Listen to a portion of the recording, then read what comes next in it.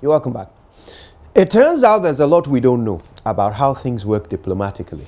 The senior minister said there's a lot going on behind the scenes regarding the Sino-Hydro deal between Ghana and China. And as a result of this, he points out that jailing Aisha Huang would not have solved our economic problems in light of the amount of money and support that we were expecting from China. Is that how it works diplomatically? And what does that particular statement mean for Ghana's diplomatic relations with China and other countries? We've also heard from the Chinese ambassador, who leaves all the responsibility for Ghana's inability to deal with the Chinese menace in Galamsey on the doorstep of Ghana. He says Ghanaians issue the visas, Ghanaians help Chinese find where the gold is, Ghanaians deport them rather than prosecute them when they are arrested. Let's talk to somebody who can help us understand the diplomatic aspect of this particular development. James Victor Gbehu is a national treasure, a Ghanaian lawyer, diplomat. He was president of ECOWAS Commission from 2010 to 2012, position he was unanimously elected to at the 37th Summit of the Authority of Heads of States and Governments of the 15 member states. He joins us now on the phone. Ambassador Gbehu, what an honor. Good morning.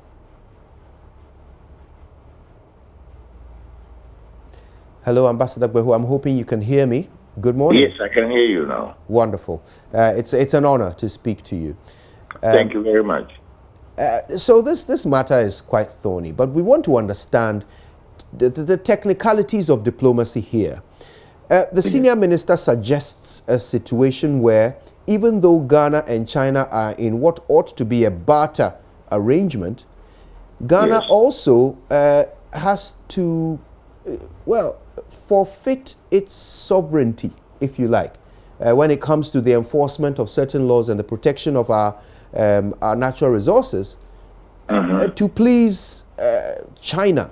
Tell us diplomatically, does such a practice exist? Is it common? And why would Ghana be interested in doing such a thing? Okay. First of all, thank you very much for giving me the opportunity to participate in your program. And I want to extend my best regards to all our listeners. Let me make one correction first. I'm not a lawyer. I'm a diplomat. Right. And I want to clarify that first of all. Thank you. We appreciate it. Come back to what you asked me.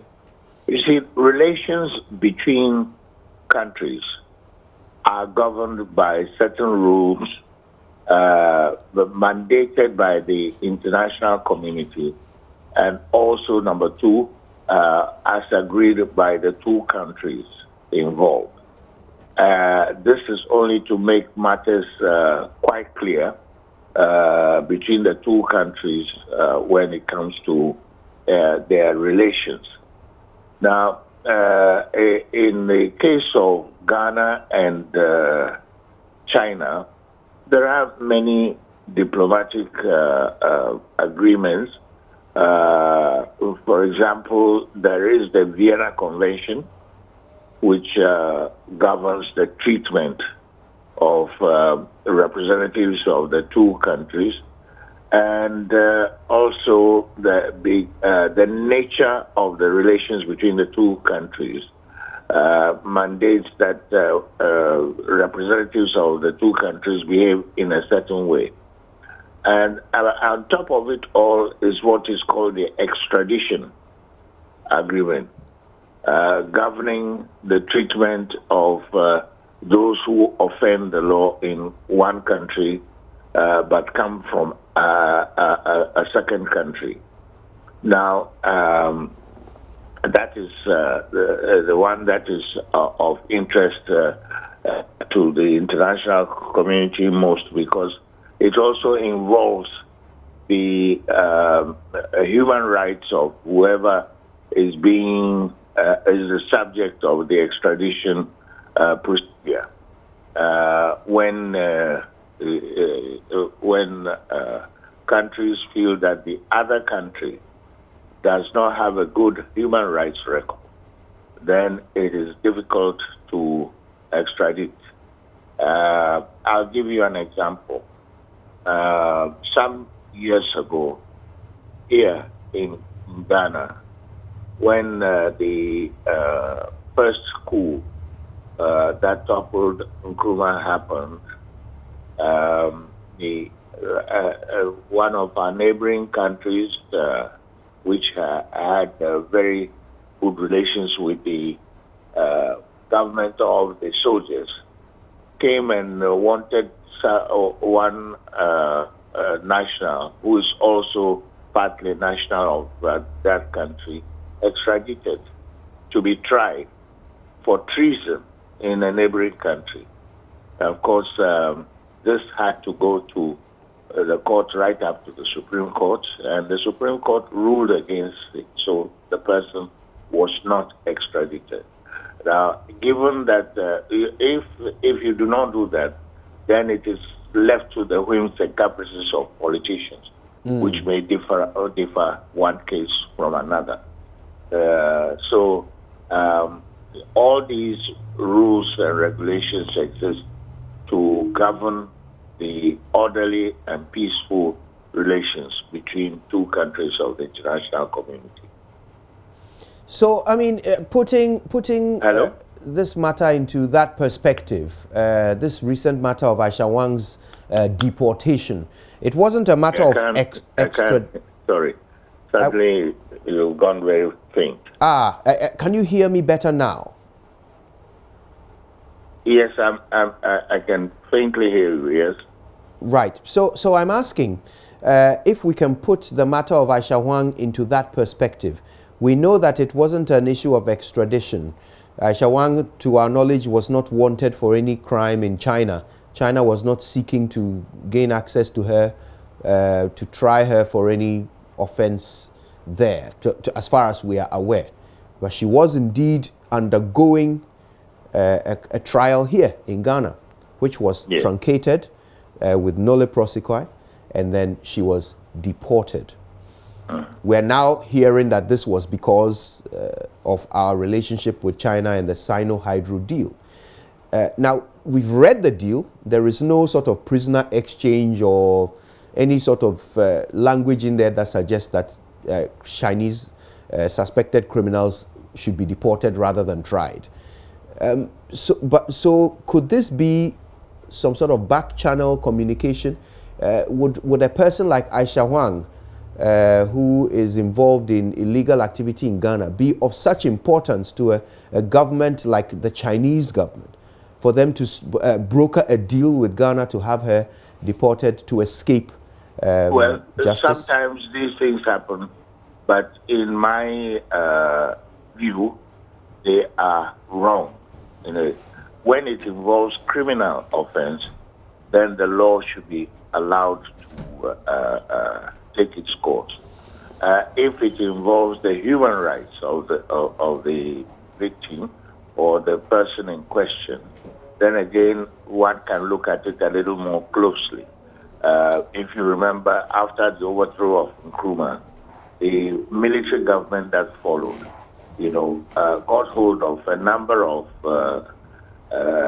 other Africans in institutions here in Ghana and deported all of them, unilaterally. Some went set to their certain death and so on without any trial. Now that is to be decried.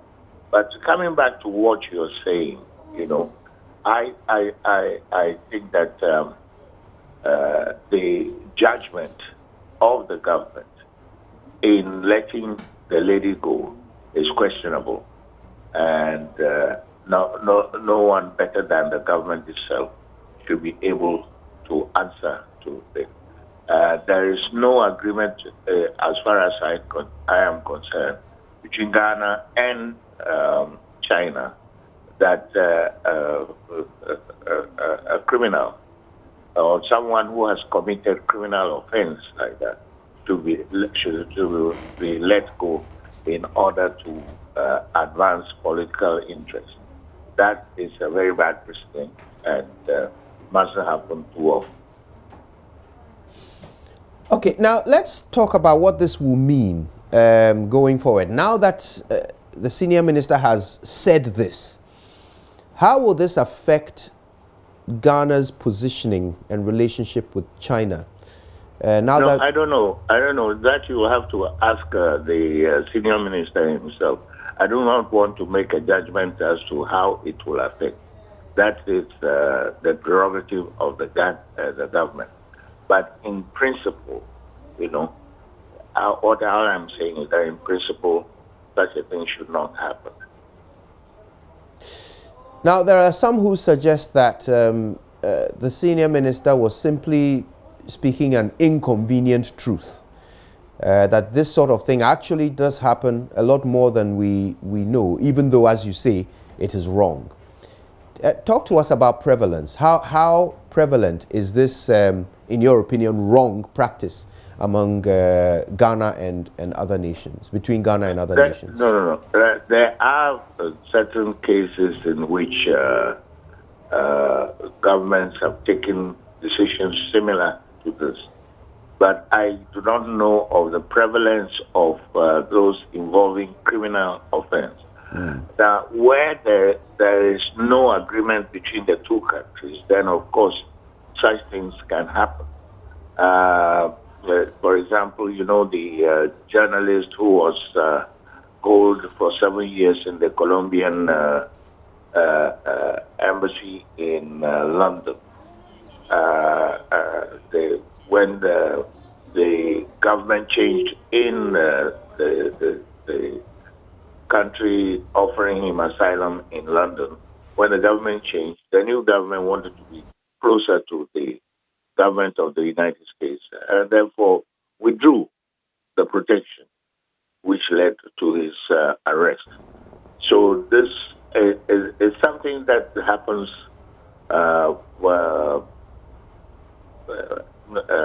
once in a while. I do not think that is I cannot call it prevalence. No, especially when it involves crime against the state, as this lady was doing in Ghana, and it also indirectly holds our courts to ridicule. If you continue with that, all I can say is that you weaken law and order. How about sovereignty? There are some who suggest that this is a forfeiture of our sovereignty to another nation. I mean, some people suggest that this is a forfeiture of our sovereignty to another nation. Do you see a point to that argument? No, as I said, I don't know about that. I think each case has to be judged on its merit, and sweeping conclusions are not the best in circumstances like this. Ambassador Agbeho, I want to thank you so much for your time. You're You've been welcome. enlightening. Thank you so much. You're welcome.